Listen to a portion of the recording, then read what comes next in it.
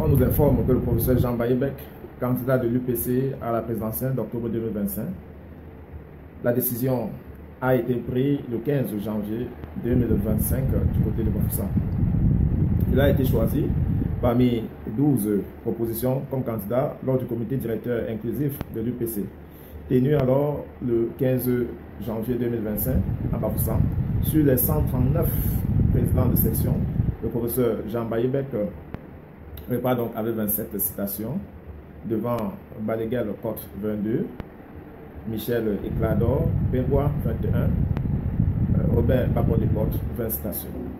Dans cette vidéo, nous n'allons pas revenir sur les différents soutiens que Bapon-Deportes a donné au RDPC à travers Tanganji, ou alors celui de Balaguer Côte qui a donné à Kérémouna.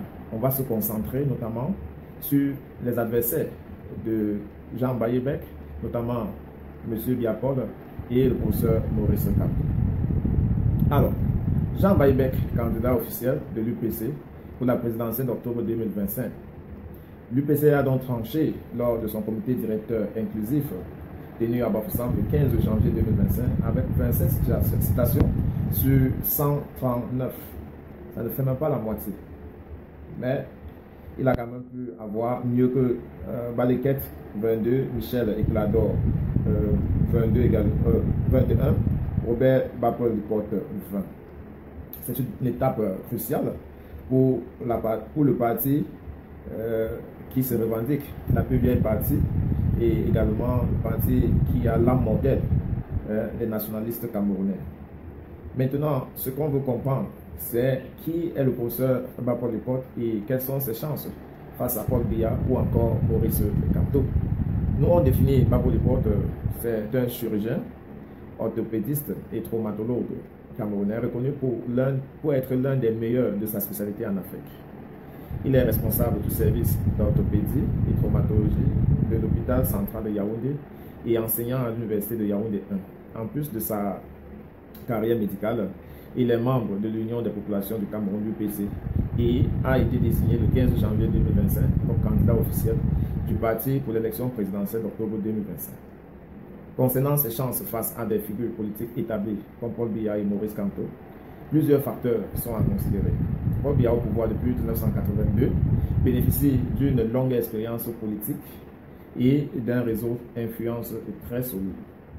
Cependant, des discussions récentes suggèrent qu'il pourrait ne pas se représenter en 2025.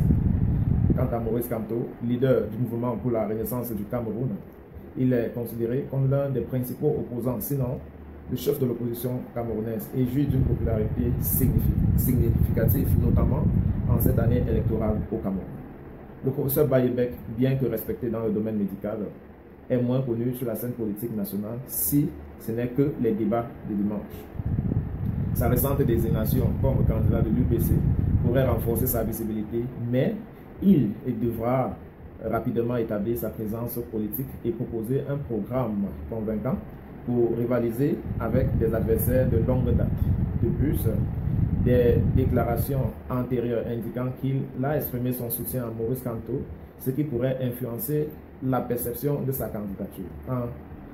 Bien que le professeur Bayebek apporte une nouvelle dynamique à l'élection présidentielle de 2025, il devra surmonter des défis significatifs pour concurrencer efficacement des figures politiques établies précédemment citées. Mais il y a un courant de pensée qu'il pense qu'il a bien préparé sa monture en se servant du nom de Maurice Kamto. Tenez, comment est-ce que les militants du MLC vont considérer cette candidature de Jean Bayebek face à leur champion Maurice Kamto, lorsqu'on sait que Jean Bayebek, dans ses différentes sorties dans les médias, notamment Vision 4, Info TV, il n'a eu de cesse à soutenir la candidature de Maurice Kamto et s'est régulièrement prononcé en faveur de Maurice Kamto comme chef de l'opposition camerounaise. Et donc, cette candidature de Jean Bayebek à la présidentielle de 2025, malgré ses précédentes déclarations en faveur de Maurice Kamto, pourrait donc susciter des diverses interprétations parmi les militants du MLC. Et je vous en livre quelques-uns.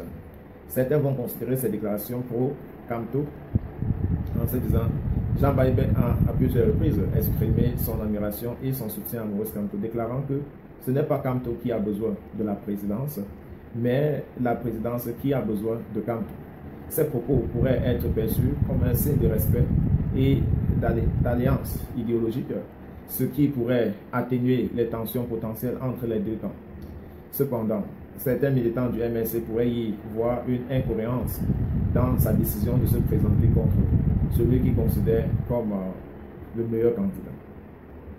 D'autres factions des militants du MLC pourraient interpréter la candidature de Jean Bayebek comme une tentative de division des votes de l'opposition, ce qui pourrait bénéficier indirectement au régime en place. Une telle perception pourrait provoquer des critiques à l'égard de sa démarche malgré ses intentions. 3. Une candidature complémentaire. D'autres militants pourraient voir dans cette candidature une opportunité de diversifier les voix en attirant les électeurs qui ne se reconnaissent pas forcément dans le MLC ou en Maurice Kamto. Dans ce cas, la candidature de Bayebek pourrait être perçue comme complémentaire à celle de Maurice Kamto.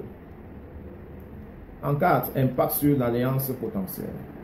Le passé de soutien de Bayebek envers Kamto pourrait être un levier pour une alliance dans un scénario de second tour.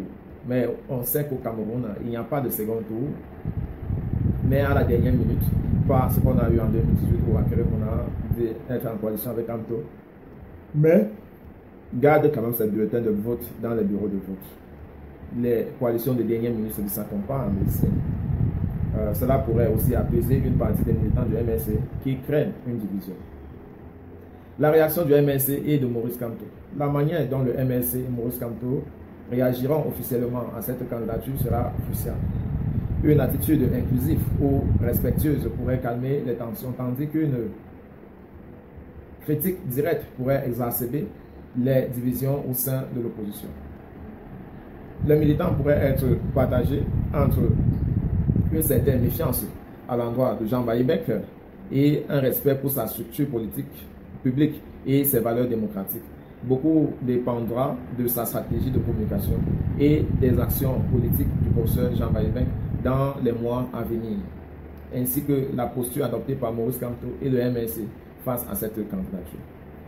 Il ne serait pas entièrement injuste de penser que le professeur Jean Bayebek pourrait avoir tiré parti de la popularité de Maurice Kamto pour accroître son propre capital de sympathie. Mais cette conclusion mérite d'être nuancée. Et les déclarations publiques de Bayebek en faveur de Maurice Kamto ont souvent été perçues comme des marques d'admiration sincères, plutôt qu'une stratégie calculée. Il a loué la vision et les compétences de Kamto, ce qui témoigne d'un alignement idéologique sur certains points. Cependant, en décidant de se présenter à la présidentielle, il pourrait donner l'impression qu'il capitalise sur cette proximité pour gagner en crédibilité. Ça peut être également considéré comme un capital sympathie acquis dans d'autres sphères. Il est important de noter que Jean Bayebek jouit déjà d'une grande reconnaissance en tant que chirurgien et académicien. Sa notoriété ne repose donc pas exclusivement sur Kamto. Cela dit, ses prises de position en faveur de Kamto ont pu lui attirer l'attention des Camerounais intéressés par l'opposition et des réformes politiques. La stratégie de Bayebek est-elle légitime? Dans le jeu politique, il est courant de s'aligner temporellement sur des figures populaires pour établir une base solide. Si Bayebek a effectivement utilisé la popularité de Kamto pour accroître sa visibilité, cela pourrait être interprété comme une stratégie politique légitime, bien ambiguë. Tout dépendra de la manière dont il présentera sa candidature comme distincte et autonome. Il y a quand même un risque de contradiction perçu. En se présentant contre Maurice Kamto après avoir exprimé son admiration pour lui, Bayebek pourrait être perçu comme contradictoire ou opportuniste par certains.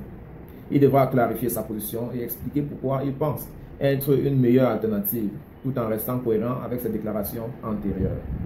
Le rôle des militants et de l'opinion publique. Si les militants ou l'opinion publique estiment que Bayebek a instrumentalisé la popularité de Maurice Kamto sans proposer un véritable projet alternatif, cela pourrait nuire à son image.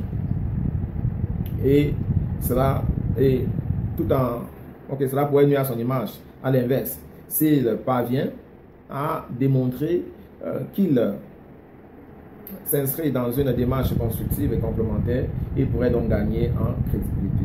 En gros, bien qu'il soit possible de percevoir une forme d'opportunisme dans la trajectoire politique de Jean Baïbek, il ne faudrait pas négliger son parcours individuel et ses motivations profondes.